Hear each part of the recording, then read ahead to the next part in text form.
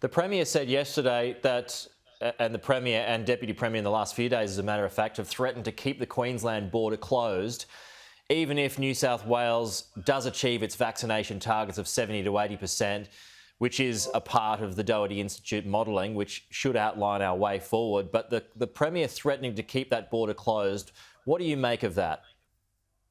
Oh, Pete, it's outrageous, isn't it? It's absolutely outrageous. National Cabinet has agreed months ago to a 4-phase plan to get past these lockdowns. All the premiers have gone out and asked their constituents to get to a certain vaccination number. We are doing that at a really good rate. All the states are getting behind their premiers and getting towards this 70, 80% vaccination so we can get some kind of normal back. And for the Palaszczuk government to then threaten a backflip and to lock Queensland off for longer, it's absolutely outrageous. I just don't know how the people of Queensland are going to reconcile that. And what will that mean for your business? Well, we continue on where we are. I mean, it's a game of who can hold on the longest again. You know, Pete, make no mistake, we've spoken a couple of times through this pandemic. This is the worst it's been for North Queensland tourism industry. We have, 90% of our market locked out and no government support whatsoever. And the Treasurer of Queensland will come out and say, we put together a $70 million support package. But like, what is that made up of?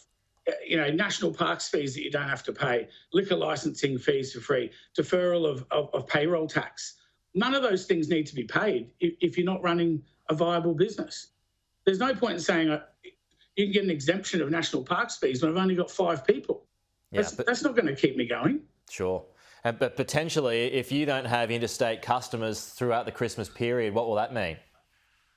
If we don't get interstate travellers through Christmas, we're going to be, look, I don't think we'll be here, to be honest. I don't want to alarm my employees, and I'll do everything I can, spend every dollar I have to support them and to keep this business going, because this is my livelihood. But if we don't have customers at Christmas time, then that's probably it for us. Yeah, you and others too, I would have thought, Roderic. Oh, I think there'll be many. Our local tourism body reports 650 businesses have their backs to the wall right now. They need immediate support. I mean, you see the federal and state government playing out this finger-pointing game in the media over the last few days. And this is a political game being played with people's lives here in Cairns. Do you feel like there's... Sorry, Roderic. Do you feel like there's a disconnect between governments and regional areas? Oh, absolutely. If this situation was unfolding in southeast Queensland, it'd be a totally different response. People feel forgotten about up here. They feel like our contribution to the state and the national tourism industry is not valued and not important.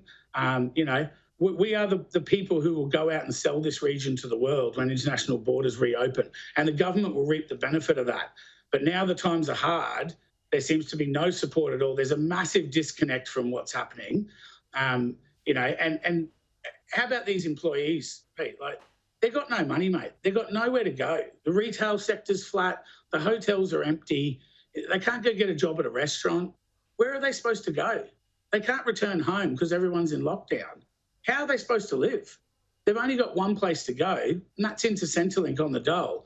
And, I believe the state government would high-five each other if they went there, because that means the federal government has to pay it. The state government needs to step up and do some of the heavy lifting here. They're at a stalemate with the Fed saying we both agree that there's some wage support is needed and that there's a crisis happening in the tourism industry. 3,000 jobs are on the line right now. We're not interested in finger pointing. We want some action from our local government.